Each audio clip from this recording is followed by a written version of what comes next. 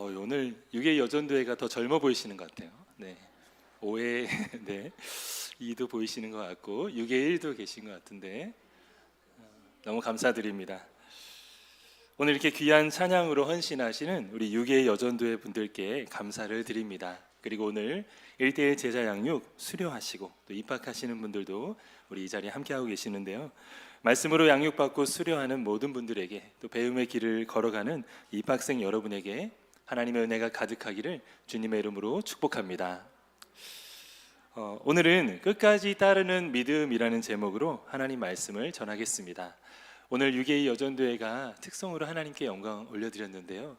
사실 6회 여전도회를 보면 저는 참 특별한 마음을 갖게 됩니다. 제가 생일이 6월 2일이어서가 아니라 6회 여전도회가 올해 이제 새롭게 올라오신 분들이 61년생이세요. 맞으시죠? 61년생 소띠 66세 이제 되시는 분들인데 놀랍게도 저희 어머니가 61년생이세요. 저희 어머니가 일찍 결혼하셔가지고 저를 낳으셨는데 아마 이 중에 저만큼 큰 아들을 가지신 분은 안 계실 거예요. 그런데 저희 어머니를 보면은 나이가 좀 드신다 이런 생각이 들었는데 여기 계시는 6회 여전도회 어르신들을 보니까 저희 어머니 같은 생각이 드는 거예요. 물론 훨씬 젊어 보이십니다. 여러분들이 아이들을 늦게 키우셨기 때문에 우리가 결혼 안 하면 처녀처럼 보이는 것처럼 나이가 먹을수록 아이를 키울수록 우리 나이 들어 보이는 건 당연하죠. 그러나 하나님께서 우리 6회 여전도회를 우리 교회의 든든한 일꾼으로 또 어머니로 세우시고 기도의 자리에서 헌신의 자리에서 하나님의 귀한 일꾼들 되심을 축복하며 감사를 드립니다. 오늘 이 헌신 예배를 통해서 더욱 하나님께 영광 올려드리고 또 하나님께 정말 은혜가 충만한 우리 6회 여전도회가 되기를 주님의 이름으로 축복합니다.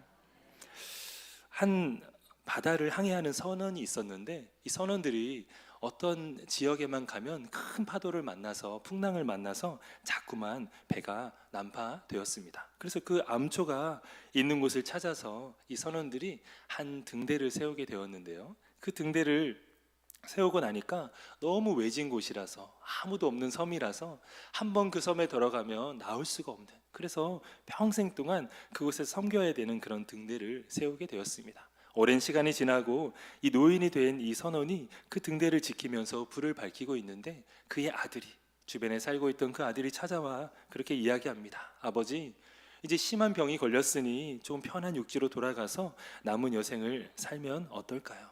그런데 그 아들에게 그 아버지가 그렇게 말하는 거예요. 얘야, 내가 이 불을 끄고 너를 따라가는 순간 이 어둠 속에서 수많은 배들이 이 불빛 하나만 믿고 배를 몰고 있는 그 누군가는 길을 잃고 목숨을 잃게 된단다. 이 등대는 나에게 단순한 어떤 업무가 아니라 누군가에게 생명이고 나의 사명이란다. 그래서 이 노인이 끝까지 자기에게 남은 그 기름을 다 부어서 불을 밝히고 마지막은 그 등대 아래에서 눈을 감았다고 합니다. 오늘 본문에 등장하는 이 나오미는 룻에게 동서를 따라 돌아가라 라고 3번이나 이야기하죠. 그런데 인간적으로 보면 나오미는 이 룻의 인생을 망칠 수도 있는 짐처럼 보였습니다. 하지만 룻은 나오미를 통해 하나님이라는 빛을 보았고 룻에게 나오미는 버려야 할 짐이 아니라 자신이 끝까지 지켜야 할 사명의 등대였습니다. 사랑하는 6회 여전도회 여러분, 그리고 오늘 함께 예배하는 모든 성도 여러분, 우리의 헌신이 아무도 알아두지 않는 외로운 섬의 등대지기처럼 느껴질 때가 있습니다. 그러나 내가 지키고 있는 이 자리가 누군가에게는 생명의 빛이 되고 또 누군가에게는 하나님 나라의 항로가 된다는 사실을 반드시 기억하시는 여러분 되시길 바랍니다. 그래서 끝까지 자리를 지킨 룻의 결단이 결국 베들레헴 전체를 밝히는 큰 빛이 된 것처럼 이 자리에 계시는 모든 우리 성도님들의 그 결심과 헌신이 하나님께 쓰임받는 귀한 등대처럼 하나님의 놀라운 사랑의 통로가 됨을 믿음으로 고백하는 저와 여러분 되시기를 주의 이름으로 축복합니다. 오늘 말씀을 통해서 우리는 세 부류의 사람을 한번 만나보려고 합니다. 첫 번째 사람은 돌아가는 사람입니다. 한번 따라해 볼까요? 돌아가는 사람. 우리 14절 말씀 같이 한번 읽어보겠습니다. 본문 14절입니다. 시작. 그들이 소리를 높여 다시 울더니 오르바는 그의 시어머니에게 입맞추되 룻은 그를 붙쫓았더라. 아멘. 오늘 14절 말씀은 우리가 감정의 문턱을 넘어서 결단으로 나아가야 함을 깨닫게 해주는 말씀입니다. 소리를 높여서 운 사람은 바로 며느리 두 명이 둘 다 울었죠. 똑같은 반응이었습니다. 시어머니가 이제 너희들 남편이 다 이 세상에 없으니 너희들이 어떻게 살아가겠니? 너의 고향으로 다 돌아가라. 너희 친정으로 다 돌아가라. 이런 말에 한 며느리는 울면서 그의 시어머니에게 입을 맞춥니다. 오르바가 입을 맞추게 되죠. 그리고 한 며느리는 그 시어머니를 붙쫓았다라고 이렇게 성경은 이야기하고 있습니다. 나오미는 두 며느리에게 각자의 고향으로 돌아가서 새 삶을 살라고 권면합니다. 오르바와 룻 두 사람 모두 소리를 높여 울었지만 두 사람 모두 시어머니를 사랑했고 헤어짐을 슬퍼했습니다. 적어도 그 눈물만큼은 진실했을 것입니다. 그러나 신앙은 운다고 해서 증명되는 것은 아닙니다. 오르바는 울면서 입을 맞추고 그 시어머니를 떠나가게 되죠. 성경은 이 오르바를 악한 사람으로 묘사하지는 않습니다. 오히려 그 시대에 어쩔 수 없는 여인의 선택, 남편도 없이 살아갈 수밖에 없는 이 여인의 그런 운명을 이야기하고 있죠. 상식적인 선택을 한 인물이라는 것입니다. 자신의 고향과 친정과 익숙한 신들, 그리고 보장된 미래가 있는 그곳으로 오르바는 돌아가게 됩니다. 우리가 신앙생활 하다 보면 이런 오르바의 유혹이 있습니다. 처음에는 뜨겁게 찬양하고 눈물로 기도했는데 처음 직분자가 되고 처음 제자훈련을 시작할 때 이 열정은 대단했다는 것이죠. 하지만 현실적인 계산이 앞서고 나에게 손해가 올 것 같은 상황에서 또 세상의 안락함이 눈에 들어오다 보면 우리는 슬피 울며 입 맞추고 돌아가게 되는 경우가 있다는 것입니다. 마라톤의 출발선에는 수만 명이 함께 서지만 결국 끝내 결승선을 통과하는 이들은 끝까지 달린 사람들 뿐입니다. 요한복음 6장에서 예수님의 말씀이 어렵다고 많은 무리가 떠나갈 때 주님이 제자들에게 물으십니다. 너희도 가려느냐? 오늘 헌신을 다짐하는 여러분, 그리고 훈련의 여정에 계신 여러분, 감정의 눈물을 넘어 끝까지 완주하는 믿음의 사람들이 다 되시길 축복합니다. 특별히 우리에게 주시는 하나님의 말씀을 통해서 하나님이 주신 진리의 말씀을 붙잡고 끝까지 사명을 가지고 나아갈 때 하나님은 오르바가 아닌 룻처럼 성경에 기록된 이 여인처럼 여러분의 삶을, 여러분의 그 헌신을 기억하시고 후세 많은 이들이 여러분을 통하여 그 발자국을 따라가는 놀라운 은혜를 저와 여러분에게 부어주실 거라 믿습니다. 어느 눈 내린 아침 아버지가 앞장서고 또 아들이 뒤를 따를 때 아버지가 밟고 지나간 그 발자국, 꾹꾹 눌러받은 그 발자국을 따라 걸어가는 아들은 전혀 힘들지가 않죠. 아버지가 뒤를 돌아보며 말합니다. 아들아, 힘들지 않니? 아니요, 저는 아버지 걸음만 따라가면 되니까 하나도 안 힘들어요. 사랑하는 성도 여러분, 오늘 헌신을 다짐하시는 우리 6.25 여전도회 위에 이러한 순종과 결단이 있으시기를 주의 이름으로 축복합니다. 여러분의 그 발자취를 따라가는 인생에 정말 앞서가신 여러분, 특별히 여러분은 누군가의 발자취를 따라가는 입장에서 이제 인생의 발자취를 남기는 역할이 되셨습니다. 믿음을 결단하며 평생을 섬김의 자리에서, 헌신의 자리에서 수고하신 여러분의 그 발자취가 그 길을 따라가는 다음 세대에게, 다음 세대의 여전도에게 큰 힘이 될 줄 믿습니다. 그리고 오늘 1:1 양육으로 헌신하는 여러분도 동일합니다. 1:1 제자 양육의 핵심은 함께 걷는다는 것이죠. 수료자는 누군가의 발자국을 따라왔고 이제는 누군가에게 발자국을 남겨주는 이가 되었습니다. 오늘 새롭게 1:1 양육을 시작하시는 분들이 계시죠. 처음 시작하는 분들에게는 막막할 수 있습니다. 그러나 걱정하지 마십시오.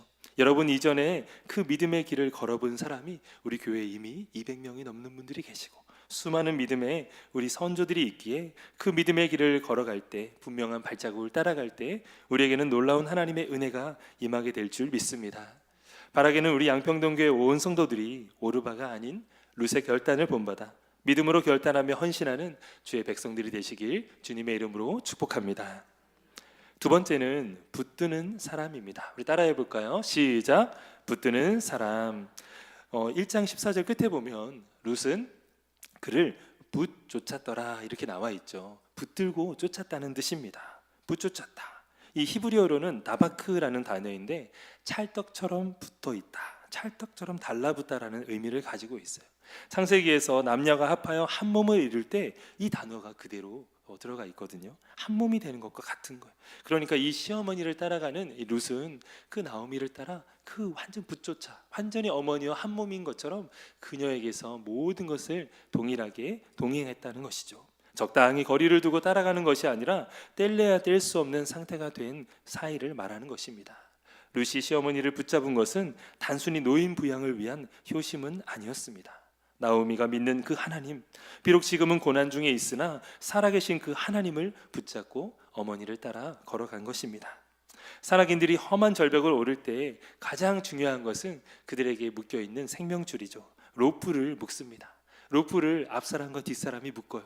뒤에 있는 사람이 또 그 뒷사람과 묶어요. 그래서 어느 한 사람이 그 로프를 놓쳐서 떨어지더라도 다른 사람에 의해서 그 로프가 지탱해 줌으로 말미암아 살아남게 되는 것이죠. 우리의 인생의 풍랑 속에서 우리가 꼭 붙들어야 할 로프가 누구입니까? 바로 하나님이십니다. 그 하나님의 말씀을 붙잡고 나아갈 때 여러분에게는 야곱과 같은 내게 축복하지 아니하시면 가게 하지 아니하겠나이다 매달렸던 그 간절함으로 하나님을 붙잡고 하나님 말씀을 붙잡을 때 여러분에게 놀라운 은혜가 임하게 될 줄 믿습니다. 사랑하는 성도 여러분, 붙잡고 달라붙는 쫓아가는 그 믿음이 여러분의 생명을 살리게 될 줄 믿습니다. 세상이 흔들리면 흔들릴수록 오직 주님께 더 밀착하시는 여러분 되시기를 바랍니다. 세상이 혼탁하면 혼탁할수록 살아계신 하나님의 말씀에 더욱 굳게 서는 여러분 되시기를 바랍니다. 살아계신 하나님을 붙드는 것이 바로 이 혼탁한 세상에서 우리가 살아갈 수 있는 유일한 길임을 믿으며 그런 믿음으로 붙잡는 그런 사람이 되는 여러분 되시기를 주의 이름으로 축복합니다. 마지막 세 번째는 결단하는 사람입니다. 따라해 볼까요? 시작. 결단하는 사람. 오늘 말씀의 핵심 구절인데 우리 16절, 17절 말씀을 같이 한 목소리로 읽어보겠습니다. 시작. 루시 이르되 내게 어머니를 떠나며 어머니를 따르지 말고 나도 가고 어머니께서 머무시는 곳에서 나도 머물겠나이다. 어머니의 백성이 나의 백성이 되고 어머니의 하나님이 나의 하나님이 되시리니 어머니께서 죽으시는 곳에서 나도 죽어 거기 묻힐 것이라. 만일 내가 죽는 일 외에 어머니를 떠나면 여호와께서 내게 벌을 내리시고 더 내리시기를 원하나이다 하는지라. 아멘. 말씀을 통해 깨닫게 되는 것은 바로 이 믿음은 내 인생의 주권이 옮겨지는 사건이라는 것입니다. 룻의 고백은 전율이 돋을 만큼 단호합니다. 그녀는 자신의 미래와 또 국적과 종교, 심지어 사후의 문제까지도 그 어머니 나오미와 함께하기로 결심하며 하나님께 맡깁니다. 어머니의 하나님이 나의 하나님이 되시리니, 이 고백이 룻의 인생 주권이 모압의 신들로부터 여호와 하나님께로 완전히 옮겨졌음을 선포하는 말입니다. 헌신이란 바로 이런 것이죠. 내가 여유가 있을 때 돕는 것이 아니라 내 인생의 방향타를 온전히 주님께 넘겨드리는 것입니다. 여러분 혹시 불의 전차라는 영화를 보신 적이 있나요? 그 영화의 실제 주인공인 에릭 리델이라는 사람이 있는데요, 아주 오래전 사람입니다. 1924년 파리 올림픽에서 강력한 우승 후보였어요. 자신의 주 종목인 100m 경기가 주일에 열린다는 사실을 알고 저는 금메달보다 주님을 섬기는 것이 더 소중합니다라고 그 올림픽 출전을 포기해버렸어요. 세상이 그를 향해서 엄청난 비판이 왔습니다. 조국 영국은 국가를 배신한 자라면서 손가락질을 했습니다. 그러나 그는 흔들리지 않고 대신 평일에 열린 400m 경기에 출전해서 기적 같은 금메달을 따게 됩니다. 하나님께서 그를 사용하시는 방법이었죠. 그리고 룻과 같은 헌신이 그 이후에 시작됩니다. 올림픽이 끝나고 이제 금메달리스트로서 영웅이 되었잖아요. 그렇게 멋진 삶을 살아갈 수 있는 그가 돌연 모든 것을 포기하고 선교사가 되어서 중국 땅으로 향합니다. 막 전성기가 시작되었는데 이제 그 재능과 명성을 사람들에게 널리 알리는 때가 되었는데 그가 그의 인생을 낭비하는 것처럼 보였습니다. 하나님은 나를 가장 빠른 발을 가진 선수로 만드셨지만 동시에 영혼을 사랑하는 선교사로 만드셨습니다. 그래서 그가 이제 하나님을 따라 선교사의 삶을 살아가게 됩니다. 중국 오지에서 전장을 누비며 그가 올림픽 영웅이 아니라 가난한 아이들을 가르치고 또 포로 수용소에 갇혔을 때에도 정말 자기의 석방 기회를 임신한 다른 여인에게 양보하면서 그렇게 선교의 사역을 감당하게 됩니다.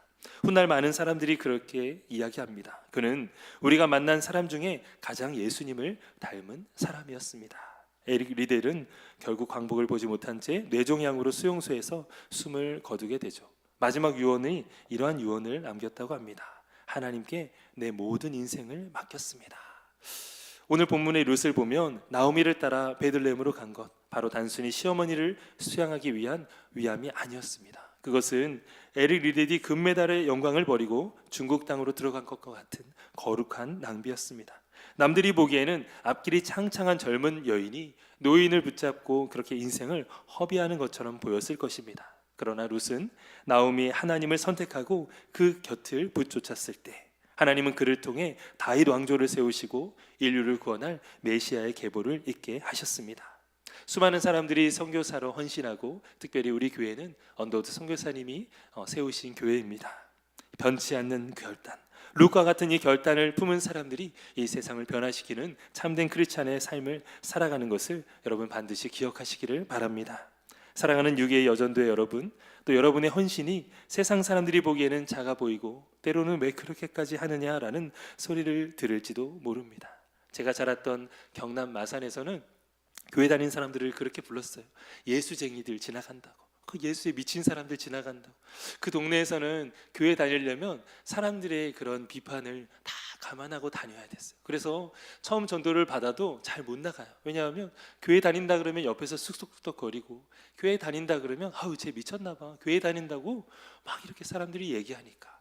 그럼에도 불구하고 주일마다 하나님 믿고 열심히 신앙생활하는 사람들이 있었습니다. 사랑하는 여러분, 여러분의 헌신을 통해 그 거룩한 고집을 통해 하늘의 상급이 쌓이고 또 여러분의 가정을 살리며 우리 교회를 든든히 세우는 능력이 될 줄 믿습니다. 룻의 이 무모해 보이는 헌신이 결코 손해로 끝나지 않았던 것처럼 이방 여인 룻이 보아스를 만나 다윗 왕의 증조모가 되었고 마침내 메시아 예수 그리스도의 족보에 그 이름을 올리는 영광을 얻었던 것처럼 우리가 하나님께 헌신하는 이 작은 헌신이 하나님의 구원의 역사 속에 영원한 열매로 다시 태어나게 될 줄 믿습니다. 오늘 우리 앞에 두 개의 길이 있습니다. 적당히 입맞추고 돌아가는 오르바의 길입니까? 아니면 끝까지 붙잡는 룻의 길입니까?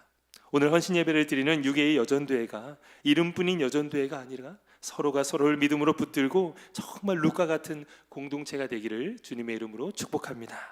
또 1:1 양육을 수료하시고 입학하시는 분들, 정말 예수 그리스도의 삶을 살아가는 현장의 제자가 되시는 여러분 되시기를 바랍니다. 오늘 입학하시는 분들 특별히 주님을 알아가는 기쁨에 인생을 거는 전 하나님만을 바라보는 그런 진실한 그리스도인이 되시기를 바랍니다. 주님이 가시는 곳에 나도 가고 주님이 머무시는 곳에 나도 머물겠습니다. 이 고백이 저와 여러분의 고백이 되기를 바랍니다. 끝까지 주님을 붙들 때 하나님 룻의 인생을 반전시키셨던 것처럼 여러분의 삶을 통해 하나님의 위대한 일을 할 것입니다. 그 축복의 통로로 쓰임받은 우리 모두가 되기를 간절히 소망합니다. 남편을 잃고 아무것도 보이지 않는 그 길을 순종하며 따라갔던 그 여인, 결국 다윗과 예수 그리스도의 가문의 어머니가 된 것처럼 여러분의 모든 삶이 하나님이 축복하시는 삶이 되기를, 그래서 모든 이들에게 하나님의 크신 은혜와 사랑이 임하는 가정들이 되시기를 주님의 이름으로 축복합니다.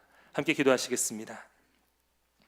거룩하신 아버지 하나님, 우리가 상황에 따라 돌아가는 오르바가 되지 않게 하시고 어떤 형편에서도 주님을 붙잡는 룻의 믿음을 허락하여 주시옵소서. 6.25 여전도회와 양육의 가정에 있는 모든 심령이 오직 주님만 따르게 하여 주시며 사순절의 이 시간 우리의 시선이 다시 십자가로 향하게 하여 주시옵소서. 하나님, 지난날 항중직 수련회를 통해 은혜 가운데 하나님 모든 것을 마치고 돌아오게 하심을 감사드립니다. 우리 교회의 일꾼들이 세워지는 놀라운 역사를 부어주시고 한 달 이후에 있는 하나님 귀한 선거를 통해서 하나님 일꾼들을 세우시고 그들도 우리 6.25 여전도회처럼 헌신하고 섬기며 주님을 위해 따라가는 믿음의 사람들이 다 되게 하여 주시옵소서. 오늘 이 귀한 찬양 예배를 통하여서 하나님 헌신하고 또 하나님 수료하시는 우리 1:1 양육부 이제 입학하시는 분들 위에도 새 힘과 능력을 더하여 주시고 새로운 과정을 통해서 하나님의 제자로 세워지는 주님의 귀한 일꾼들 다 되게 하여 주시옵소서. 모든 것 주님께 맡기며 거룩하신 예수님의 이름으로 기도합니다. 아멘.